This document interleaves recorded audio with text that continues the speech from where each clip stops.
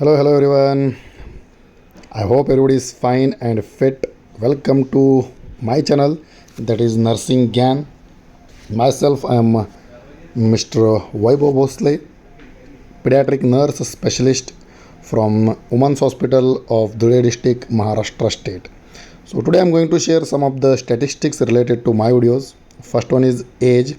So last 27 days, if you see my views, 13 to 17 age year, तो उन्होंने 2% देखा है, 18 to 24 21, 25 to 34 year as 47, 35 to 44 21, 45 to 54 4.8, 55 to 64 2.5 and above 65 1.4. मतलब 25 to 34 as के बच्चे ज़्यादा देखते हैं, तो आई रियली अप्रिशिएट इट.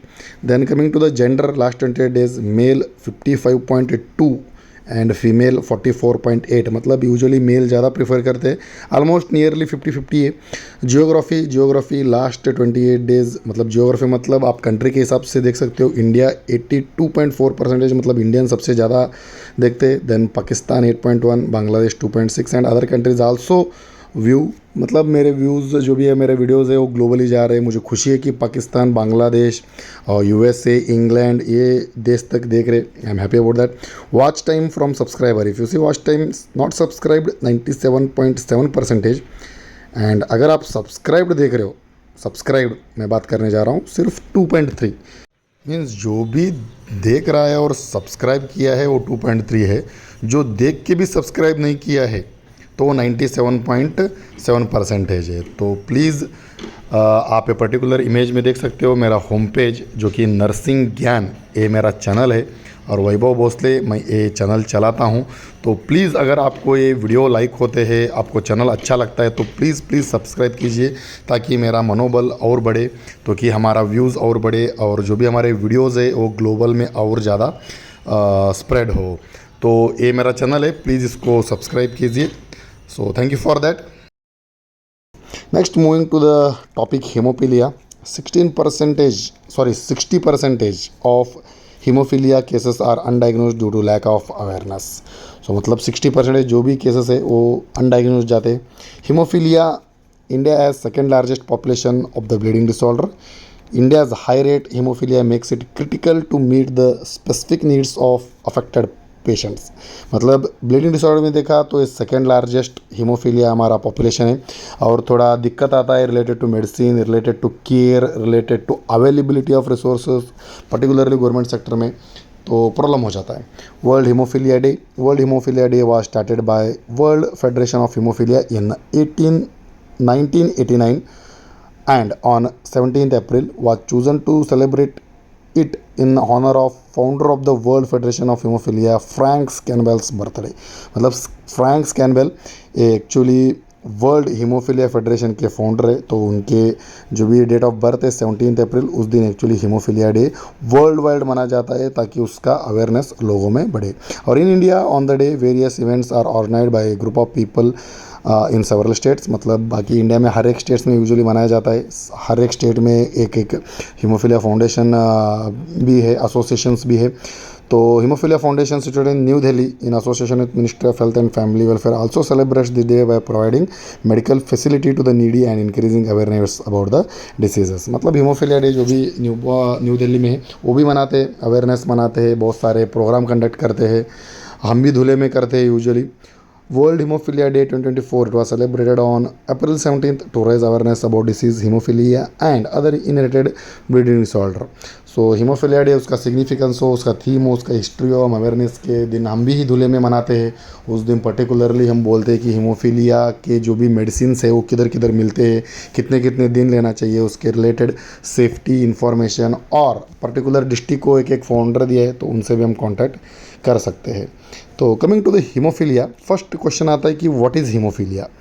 तो haemophilia disorder in which blood doesn't clot normally, मतलब ब्लड क्लॉट नहीं होता, जो कि नॉर्मल में आप देख सकते हो इमेज में, नॉर्मल ब्लड वेसल टीयर होता है, platelet and clotting factor form होते हैं, ब्लड क्लॉट हो जाता है. हीमोफीलिया में अनकंट्रोल्ड ब्लीडिंग रहता है, and it is genetic disorder, मतलब जीन से रिलेटेड है. It can be transmitted to children by parents, मतलब ये पेरेंट्स से बच्चों को होता है, और it's more common in males. Usually statistics देखा जाए तो ये बच्चों में, मतलब मेल बच्चों में, जो भी बॉयज़ है उनमें ज़्यादा है. तो प्लस एक क्लॉटिंग फैक्टर से होता है, तो क्लॉटिंग फैक्टर का हम डिटेल से देख लेते हैं। तो ब्लड कोआगुलेशन फैक्टर्स आपको मालूम ही है, ब्लड में ब्लड कोआगुलेशन फैक्टर्स भी रहते हैं। तो there are 13 blood coagulation factors, तो 13 ब्लड कोआगुलेशन फैक्टर है। उनका निमोनिक ऐसा जाता है, 13 है तो याद रखने के लिए मुश्किल होता है, इसलिए उन्होंने निमोनिक बनाया है। Foolish people try climbing long slopes after Christmas, some people have fallen. और जो भी 6 नंबर है वो एब्सेंट रहता है, इसलिए उसको उन्होंने नो लॉन्जन करके दिया है। और फर्स्ट फैक्टर आता है जो भी फाइब्रिनोजन बोलते हैं, second prothrombin, third thromboplastin, fourth calcium, fifth labile factor proaccelerin, seventh stable factor, eighth सबसे इंपॉर्टेंट है anti haemophilic factor A, ninth Christmas factor, tenth Stuart Prower factor, 11th plasma thromboplastin antecedent, इसको anti haemophilic factor C बोलते हैं। Then Hageman factor, then fibrin stabilising factor. तो totally ऐसे total 13 है। Particularly importance हम 8, 9th और 11th पे देते हैं, क्योंकि 8th को एंटी हीमोफिलिक फैक्टर ए बोलते हैं, 9th को क्रिसमस फैक्टर और एंटी हीमोफिलिक फैक्टर बी बोलते हैं, और 11th फैक्टर जिसको प्लाज्मा थ्रोम्बोप्लास्टिन एंटीसीडेंट बोलते हैं उसको एंटी हीमोफिलिक फैक्टर सी भी बोलते हैं। तो 8th, 9th और 11th जो भी फैक्टर है ए बी सी इसको बोलते हैं anti coagulant factor, anti haemophilic factor A B C. तो anti haemophilic factor A B C जो भी डायग्नोज होते हैं, तो डायग्नोसिस के बाद आता है कि कौन सा फैक्टर कमी है। तो जो भी कमतरता है और जिसमें भी decreased a particular A B C anti haemophilic factor है, उसके हिसाब से हम ट्रीटमेंट देते हैं। उसके हिसाब से हमको क्या करते हैं, डॉक्टर लोग लिख के देते हैं कि इसको for example anti haemophilia factor A 2500 unit देना है, इंटरनेशनल यूनिट देना है। तो हम वो हिसाब से उनको क्या करते हैं, यूजुअली हम मेडिकेशन उनको प्रोवाइड करते हैं। तो उसका इसलिए आपको बेसिक जो भी बोलते हैं ना, हर एक का बेसिक रहता है। तो हीमोफिलिया का बेसिक ये है ब्लड कोआगुलेशन फैक्टर। आपको ब्लड कोआगुलेशन फैक्टर जानना बहुत ज़रूरी है कि whether the patient falls under factor 8 और पेशेंट फॉल्स अंडर 9 और फॉल्स अंडर 11। सो 8 फैक्टर ए है, 9th फैक्टर बी है और 11th फैक्टर सी है। तो उसके हिसाब से हम क्या करते हैं, क्लासीफाई भी करते हैं। तो हम देखते हैं व्हाट आर हीमोफिलिया टाइप्स। तो टाइप्स में अब भी जस्ट बोला है। So same it occurs when you don't have enough clotting factor 8 haemophilia A, haemophilia B occurs when you don't have enough clotting factor 9। मैंने जो बोला था ना फैक्टर 8 फैक्टर 9, उसके हिसाब से ही इन्होंने क्लासिफिकेशन किया है हीमोफिलिया ए और हीमोफिलिया बी।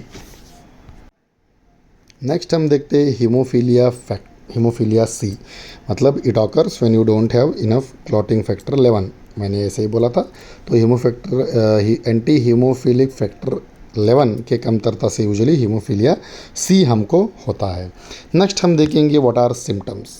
तो इसके रिलेटेड क्या सिम्टम्स हम यूजुअली हीमोफिलिया पेशेंट में देखते हैं। तो इमेज फॉर्म में मैंने अच्छे से दिया है। First one is excessive external bleeding. इनमें जैसे कि मैंने बोला क्लॉटिंग फैक्टर बहुत कम होता है, तो एक्सेसिव एक्सटर्नल ब्लीडिंग होने का चांस ज़्यादा रहता है। स्पॉन्टेनियस नोज ब्लीड्स, मतलब नोज ब्लीड्स उसको एपिटैक्सिस भी बोलते हैं हम।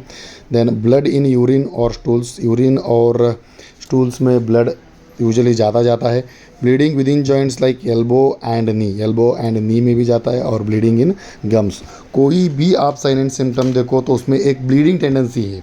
आप अगर एक्सटर्नल ब्लीडिंग देखा नोज़ में, यूरिन और स्टूल्स में, जॉइंट्स में और गम्स में, जो भी एक फैक्टर देख रहे हो उसमें यूजुअली क्या दिखता है कि ब्लीडिंग टेंडेंसीज दिखता है। इसलिए हीमोफिलिया में क्या होता है, जो भी क्लॉटिंग फैक्टर नहीं है उसके एब्सेंस में क्या हो जाता है, ज़्यादातर बॉडी पार्ट से ब्लीडिंग हो जाता है। तो ये सारे सिम्टम्स हैं, मैं और एक बार करता हूँ। External bleeding, spontaneous nose bleed, blood in urine, this is haematuria, blood in stool, then bleeding in joint और bleeding from the gums. So ये सारी चीज़ें होते हैं। तो सिम्टम्स ये हुए अडल्ट में। तो बच्चों में क्या होते हैं, तो बच्चों में सेम प्रोलॉन्ग्ड हेडेक रहता है, इनमें हेडेक ज़्यादा रहता है। देन एपिस्टैक्सिस सेम अडल्ट में भी होता है, तो नोज ब्लीड। देन नेक स्वेलिंग होता है, नेक में अगर कुछ माइनर इंजरी हुआ, लिम्फेडिनोपैथी हुआ तो नेक में स्वेलिंग होता है। सॉफ्ट टिश्यू और ब्लीड्स और ब्रूजिंग, थोड़ा ही लगा तो इमीडिएटली इनका क्या हो जाता है, सॉफ्ट टिश्यू डैमेज होता है और ब्रूजिंग होता है। नेक्स्ट वन इज़ लियोसोस ब्लीड मतलब यूजुअली फीमरल रीजन में होता है। डेल्टाइड और फोर आर्म ब्लीड और ब्रीजिंग बटक ब्लीड, तो हर जगह ब्लीडिंग टेंडेंसी बच्चों में होता है, थोड़ा साइड्स अलग है लेकिन ब्लीडिंग टेंडेंसी कॉमन वही है। Next will go to diagnosis में हम क्या करते हैं, यूजुअली कंप्लीट ब्लड काउंट करते हैं।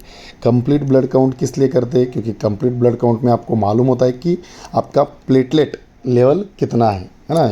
एरिथ्रोसाइट यूजुअली हम क्या बोलते हैं उसको, एरिथ्रोसाइट, थ्रोम्बोसाइट एंड प्लेटलेट। तो प्लेटलेट में हम प्लेटलेट के लेवल्स देख लेते हैं। Next is prothrombin time. Prothrombin time मतलब ये PTINR बोलते हैं। PTINR में हमको मालूम होता है कि क्लॉटिंग फैक्टर का टाइमिंग कितना है ना, क्लॉटिंग फैक्टर का टाइमिंग कितना है। Next is activated partial thromboplastin time and specific clotting factor test, मतलब ABC हो, स्पेसिफिक क्लॉटिंग फैक्टर भी, बेसिक हम क्या बोलते हैं कोगुलेशन प्रोफाइल भी बोलते हैं उसको।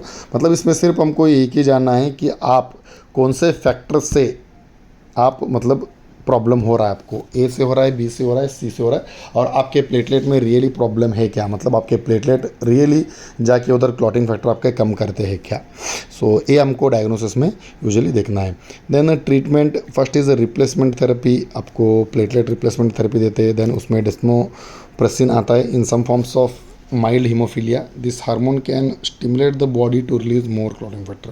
मतलब यूजुअली क्या करते हैं, डेस्मोप्रेसिन रिप्लेसमेंट थेरेपी में तो आपको प्लेटलेट देते हैं, और डिस्मोप्रेसिन में आपको क्या करते हैं, यूजुअली डिस्मोप्रेसिन यूजुअली देते हैं, जो कि मतलब ज़्यादातर आपका क्लॉटिंग फैक्टर प्रोड्यूस करने में मदद होता है। नेक्स्ट इज़ हेमलिब्रा को हम एमिसिजुमाब भी बोलते हैं। This is a newer drug that doesn't include clotting factor. This is a drug that can help to prevent bleeding episodes in people with haemophilia. ये यूजुअली हीमोफीलिया ये में क्या करता है, यूजुअली ये ब्लीडिंग एपिसोड्स ये कम करता है ताकि ब्लीडिंग ज़्यादा ना हो और ब्लड लॉस ना हो। ट्रीटमेंट में नेक्स्ट आता है clot preserving medications also known as antifibrinolytics. These medication help to prevent clots from breaking down. मतलब क्लॉट जब भी फॉर्म होता है तो ये ब्रेक हुआ तो प्रॉब्लम क्रिएट कर सकता है, स्पेसिफिकली ये हार्ट जाके। तो ये क्या करता है, क्लॉट को मतलब ब्रेक नहीं होने देता। तो क्लॉट को ब्रेक नहीं होने देने से क्या होता है, प्रॉपरली क्लॉट फॉर्म होता है, प्रॉपरली हीलिंग होता है, और ब्लीडिंग भी यूजुअली क्या हो जाता है, इससे प्रिवेंट हो जाता है। ताकि ब्लीडिंग प्रिवेंट होए तो आपका जो भी ब्लड प्रोफाइल है और ब्लड काउंट है वो नॉर्मल रहता है। देन फाइब्रिन सीलेंट्स से सबसे इंपॉर्टेंट है, this can be apply directly to the wound sites to promote clotting and healing. Fibrin sealants are specially useful for dental works. मतलब जिधर गम में वगैरह आपका ब्लीड ज़्यादा होता रहता है, पर्टिकुलरली बच्चों में गम में ज़्यादा ब्लीड होता है, तो फाइब्रिन सीलेंट्स क्या करते हैं, डायरेक्टली जो साइड में वुंड है उधर ही हम क्या करते हैं, उसको अप्लाई करते हैं। तो उससे क्लॉटिंग और जो भी ब्लीड होता रहता है वो स्टॉप हो जाता है, क्लॉटिंग प्रॉपरली हो जाता है, हील जल्दी हो जाता है। इमेज में भी आप देख सकते हैं, उसका एक इमेज है। Then physical therapy it can ease sign and symptoms if internal bleeding has damaged your joints and severe damage में रिक्वायर सर्जरी। मतलब फिजियोथेरेपी के रिलेटेड बोल रहे, जितना ज़्यादा सेफली और अच्छे से आप एक्सरसाइज करोगे, सेफली रहोगे, तो यूजुअली ब्लीडिंग कम होता है, और हुआ तो भी उसके लिए सर्जरी है। Next is lifestyle and home remedies. Lifestyle और होम रेमेडीज़ लेना बहुत ज़रूरी है। फर्स्ट इज़ रेगुलर एक्सरसाइज से यूजुअली क्या हो जाता है, तो मसल स्ट्रेंथ हो जाते हैं, जो भी ब्लड है वो ज़्यादा प्रोड्यूस होता है, हार्ट भी अच्छा सा रहता है। तो आपको एक्सरसाइज के रेगुलर तो फ़ायदे मालूम ही है ना। तो आप जितना ज़्यादा उतना सेफली रनिंग कीजिए ताकि आप पड़े ना। Then avoid certain pain medicine में आप क्या कर सकते हो, सर्टन पेन मेडिसिन जो भी जिससे साइड इफ़ेक्ट हो वो अवॉइड कर सकते हो। एस्ट्रोमिनाफिन आप अच्छे से ले सकते हो ताकि आपको पेन कम हो। और थोड़े चीज़ painkiller usually blood thinning करते हैं, वो भी आप अवॉइड करें। नेक्स्ट इज डेंटल हाइजीन जिसमें इसमें डेंटल और गम ब्लीडिंग है उसको डेंटल हाइजीन लेना, मतलब डेंटल हाइजीनिक रखना ज़रूरी है। दैन वैक्सीनेशन जो भी अगर बच्चे हैं तो उनमें जो भी वैक्सीनेशंस आते हैं, for example at birth 1.5 month, 2.5 month, 3.5 month, 9 month, then so on, जो भी 5 साल तक रहते हैं उनको पर्टिकुलर वैक्सीनेशन अच्छे से लेना है। क्योंकि वैक्सीनेशन से क्या होता है, जो भी बाकी के डिसीज़ है वो आता नहीं है, पहले ही इम्यूनिटी कम रहता है, तो वैक्सीनेशन देने से थोड़ा आदमी इम्यून हो जाता है। तो इम्यूनाइजेशन शेड्यूल और वैक्सीनेशन आपको करना बहुत ज़रूरी है। Then protect yourself from injury to avoid bleeding. मतलब आप में पहले ही ब्लीडिंग टेंडेंसी ज़्यादा है ना, हीमोफीलिया में ब्लीडिंग टेंडेंसी ज़्यादा है। तो सेफ्टी अगर साइकिलिंग कर रहे हो तो साइकिलिंग का हेलमेट और नी गार्ड और एल्बो गार्ड पहनो। अगर आप कुछ बकिंग का स्केटिंग कर रहे हो तो तभी भी आप जो भी प्रोटेक्शन मटेरियल वो पहनो। So these are the things that you have to maintain as per as lifestyle is concerned. So thank you so much for watching this particular video.